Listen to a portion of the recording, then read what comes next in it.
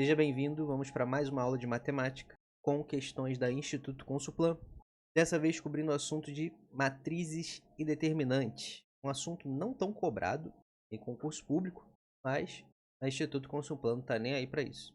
Nessa questão vamos trabalhar o básico sobre esse assunto, aquele famoso tem que saber isso. Então você já pode riscar aí do seu edital matrizes e determinantes. E também vamos precisar de um pouquinho de conjuntos numéricos aqui, mais precisamente do conjunto dos números reais, para entender a leitura de um intervalo. E estes são os simulados que eu elaborei para concursos da Banca Instituto Consulplan, que vão acontecer agora em março. Então, se você vai fazer algum desses concursos para algum desses cargos, está aí a oportunidade de fazer um test drive antes da sua prova, pois eles são feitos para simular o mais próximo possível a realidade que você vai encontrar lá no dia. Então, além das listas de questões gratuitas, com milhares, literalmente milhares de questões com gabarito que você encontra lá no canal do Telegram, você também tem agora os simulados para refinar ainda mais a sua preparação. Todos os links estarão na descrição.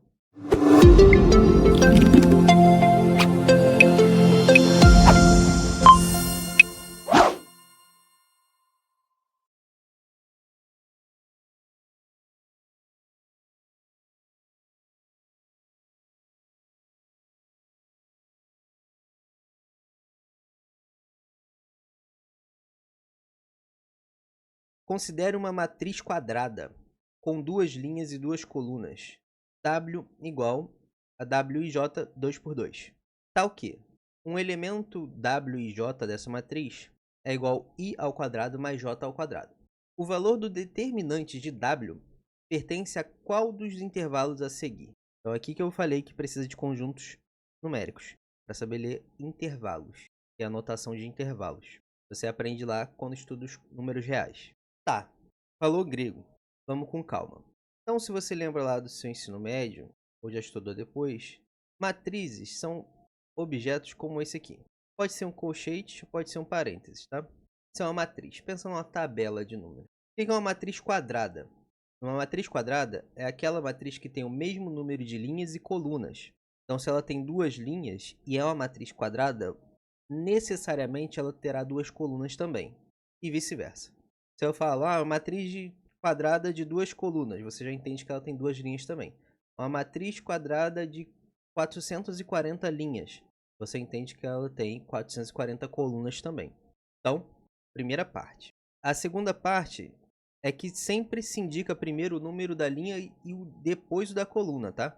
Então, se eu tenho uma matriz M, assim, ó, 5x3, e te pergunto, quantas linhas tem essa matriz M?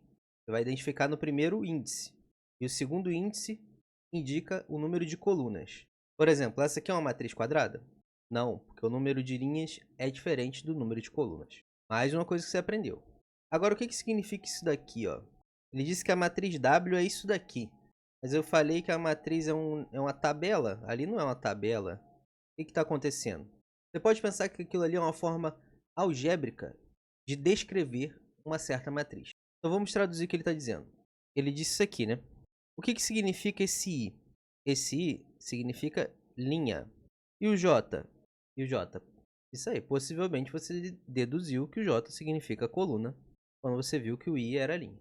E o W é um elemento dessa matriz.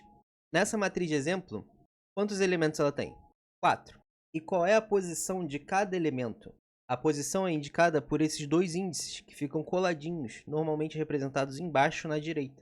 Aqui, ele representou de uma forma genérica, para dizer que qualquer que seja.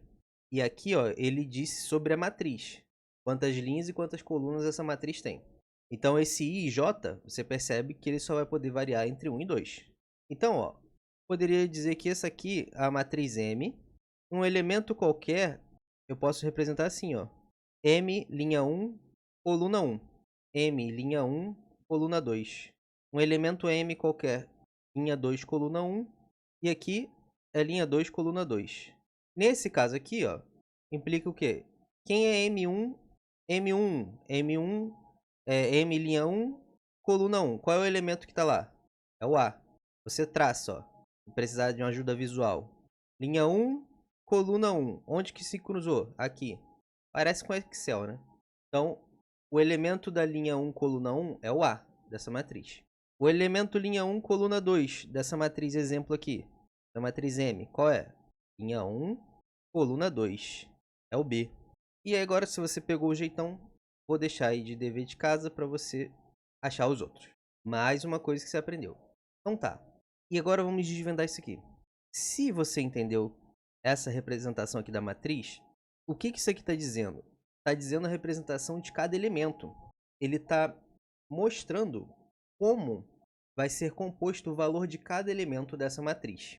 Esse I e esse J, como nós vimos, representam linha e coluna respectivamente. Então a nossa matriz, de uma forma genérica, vamos escrever assim.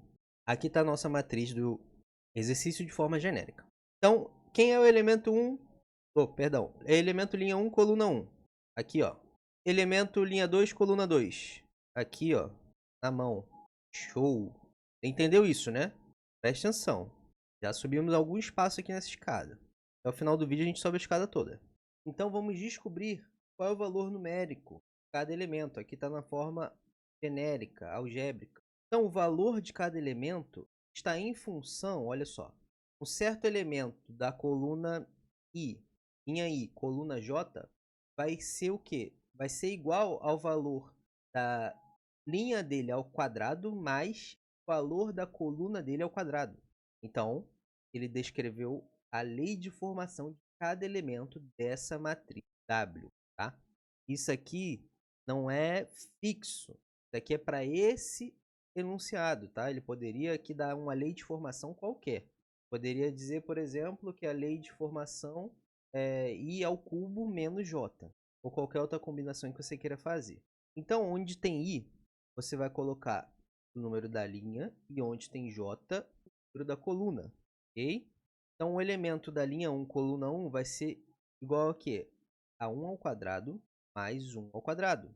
Vai dar 2. Pegou o jeitão? A lei de formação genérica não é I ao quadrado mais J ao quadrado?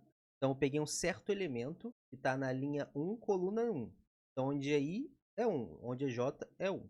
Agora, você vai fazer a mesma lógica para os outros três. Pausa aí e faz. Então, você achou o seguinte. Elemento linha 1, coluna 2 vai ser isso daqui, ó. 5. Elemento coluna linha 2, coluna 1 vai ser 5 também. Finalmente, elemento linha 2, coluna 2 vai ser 8. Então, isso implica que, como que fica a nossa matriz? Linha 1, coluna 1, 2. Linha 1, perdão, linha 1, coluna 1 aqui, né? Linha 1, coluna 2, 5. Linha 2, coluna 1, 5. Linha 2, coluna 2, 8. Ou você pode botar parênteses ou colcheete. Então, essa é a nossa matriz W. Então, o que, que você aprendeu? O que é uma matriz, como ver o número de linhas e colunas, o que é uma matriz quadrada, e como desenvolver, descobrir valores dos elementos de uma matriz através de uma lei de formação desses elementos. Agora, vamos calcular o determinante dessa matriz. Determinante da matriz W. Você pode usar essa notação aqui, ó. Det, e aí bota a letra que representa a matriz. Normalmente a letra maiúscula e det aqui você escreve em minúsculo. O determinante pode ser entendido como um certo valor que está associado a uma certa matriz quando você realiza certas operações com os elementos dessa matriz quadrada. Então, quanto maior o tamanho de uma matriz quadrada, falar a ordem da matriz, o que é uma matriz quadrada de ordem 3? Matriz 3 por 3. O que é uma matriz quadrada de ordem 5? É uma matriz de linhas e 5 colunas, entendeu? Então, quanto maior a ordem de uma matriz, mais difícil é calcular o determinante, tá? Aqui na matriz 2 por 2 é bem tranquilo. E aí a notação do determinante, você não usa colchete nem parênteses, você usa uma barra reta. E aí escreve os elementos igual da matriz. Pronto. Então, ó, num quadrado, você vai ter duas diagonais. Você pode pensar assim para visualizar. A diagonal principal é a que vem da esquerda para a direita. E a diagonal secundária é a que vem da esquerda para a direita. Não ajudou muito, né? O que eu falei. Que vem da esquerda de cima para a direita embaixo. E a diagonal secundária é aquela que vem da esquerda embaixo para a direita em cima. Então aqui, ó, DP, diagonal principal, diagonal secundária DS. E o que isso aqui significa? Você vai multiplicar todos os elementos que estão na diagonal principal E desse valor você vai tirar o valor do produto dos elementos da diagonal secundária. Então isso é calcular o determinante de uma matriz. Uma matriz quadrada de ordem 2. Matrizes com ordens maiores já dá uma dificultada a mais. As mais comuns são de ordem 2 e ordem 3, tá? A de ordem 3 é um pouquinho mais complicada, mas também não é nada de outro mundo, não. Então, o que você vai ter? Você vai ter aqui, ó, diagonal principal menos diagonal secundária. Sempre legal você botar entre parênteses para não dar problema com o sinal. Produto dos elementos da diagonal principal dá quanto? 2 vezes 8, 16. Menos, abre um parênteses, produto dos elementos da diagonal secundária. 5 vezes 5, 5. É porque aqui é um valor positivo, aí o parênteses não vai fazer diferença. Mas caso isso aqui fosse menos 25, se você não botasse parênteses, poderia dar problema. Se aqui fosse menos 25, a conta final seria x mais 25. E aí se você não bota o parênteses, esquece, aí você calcula 16 menos 20, vai dar errado. Então, 16 menos 25, isso aqui vai ser igual a menos 9. Então, é assim que se calcula o determinante de uma matriz de ordem 2, uma matriz quadrada de ordem 2. Só que a sua paz ainda não chegou. Agora, para dar resposta, você precisa entender de notação. Achamos quanto vale o determinante que ele pediu. Só que esse valor está dentro de um intervalo de valores. Ele quer saber em qual intervalo se encontra o valor do determinante dessa matriz. Então, nós temos aqui o valor que a gente achou, determinante de W é menos 9. Agora vamos aprender a ler intervalos. Então, você imagina a reta real. Aqui, vamos traçar o menos 9. Para a direita do menos 9, teremos valores maiores que menos 9. Ou seja, mais positivos que menos 9. Para a esquerda, o contrário, teremos valores menores que menos 9. Ou, de outra forma, valores mais negativos que menos 9. Então, aqui, por exemplo, a gente tem o menos 8 à direita e o menos 10 à esquerda. E assim vai embora. Menos 11, menos 12 para a esquerda, menos 7, menos 6, vai crescendo para a direita. Então, se eu digo aqui o seguinte, um intervalo fechado de menos 10 até menos 8. Tem isso aqui, ó. Todos os valores estão entre o menos 10 e o menos 8, com eles, inclusive, estão sendo representados por essa notação. Então, o menos 9, por exemplo, está dentro desse intervalo. Se eu imaginar que isso aqui é um conjunto, significa que o menos 9 é um elemento desse conjunto. Só que o intervalo, em suas extremidades, tanto à esquerda quanto à direita, pode ser fechado ou aberto. Então, ele pode ser um intervalo fechado nas duas extremidades, aberto nas duas extremidades, ou aberto só em um lado, fechado no outro, ou vice-versa. E aí, como é que você representa isso? O fechado é um colchete para dentro. Imagina que esse colchete ali está abraçando o número da extremidade. Se fosse aberto, ele poderia ser representado por um colchete contrário, né, reverso, tipo de costas, muitas aspas aí, para o número, ou por um parêntese. Então aqui, por exemplo, está aberto no menos 10 e fechado no menos 8. O que significa estar aberto ou fechado? Aberto significa que esse intervalo não inclui dentro dele aquela extremidade. Aqui na reta real, a gente representaria por uma bolinha vazia, uma bolinha aberta. Aberta não, né? Vazia. E o fechado é uma bolinha toda pintada.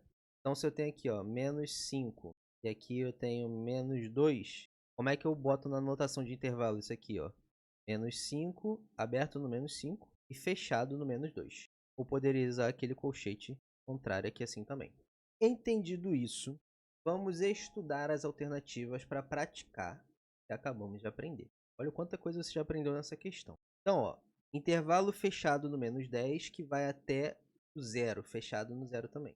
Então, estou considerando o que nesse conjunto? Todos os valores que estão entre o menos 10 e o zero, com o menos 10 e o zero incluídos. Ou seja, o menos 10 e o zero estão inclusos. O menos 10 e o zero são elementos desse conjunto. Estou querendo valores que sejam maiores ou igual a menos 10 ou menores ou igual a zero. Poderia dizer isso aqui, por exemplo. Certo valor x seja menor ou igual a zero ou maior ou igual a menos 10. Três formas de representar esse intervalo. Aqui, claro, com o x sendo um número real. De cara, você percebe que o menos 9 está dentro desse intervalo. Está em algum lugar aqui à direita do menos 10 e em algum lugar à esquerda do zero. Então, ele está incluso nesse intervalo. Então, aqui a gente já achou a nossa resposta. Só que agora, para você praticar essa notação de intervalo, interpretação de intervalo, convido a você fazer isso que eu fiz aqui, ó, a representação na reta real, a representação algébrica, dessa forma aqui em equação. Então, já dá aquele pause. Quando você voltar do pause, eu vou deixar as respostas aí para você conferir, corrigir, tá? Então aqui estão as respostas. Então eu vou fazer um comentário sobre a letra D. Talvez tenha gerado dúvidas. Na letra D você tem o menos infinito aqui. O que significa? Que esse intervalo continua lá para o infinito negativo. Ou seja, que esse certo valor x pode ser tão pequeno quanto se queira, com ele sendo abaixo de menos 10. Menos 10 aqui, ó, bolinha aberta, está aberto no menos 10. Então ele cresce até um valor muito próximo de 10, ou melhor, a qualquer valor abaixo de, sem ser o menos 10. Ele não chega a ser menos 10. Qualquer valor abaixo de menos 10. Menos 10,00001. Aí ele pode ser menos 10. Então, contanto que ele esteja abaixo de menos 10, ele estará dentro desse intervalo. É isso que eu estou dizendo aqui. Os outros, eu tenho uma faixa ali, um limite, uma limitação dos dois lados. Aqui no C, por exemplo, o valor que eu quero tem que ser maior que 10, sem ser o 10, mas tem que ser menor ou igual a 20. Aqui ele pode ser igual a 20, porque a bolinha está fechada. O intervalo está fechado no 20. Então, qualquer valor maior que 10, menor ou igual a 20, está dentro desse intervalo. Eu gostei bastante dessa questão, desse vídeo. Deu para revisar e aprender muita coisa. Espero que você tenha gostado, tenha sido útil para você e confie com as pequenas porções de progresso. Tente refazer sozinho a questão. É muito importante a prática sozinho. Muito obrigado pela sua atenção, pelo seu apoio aqui no canal. Bons estudos e até a próxima.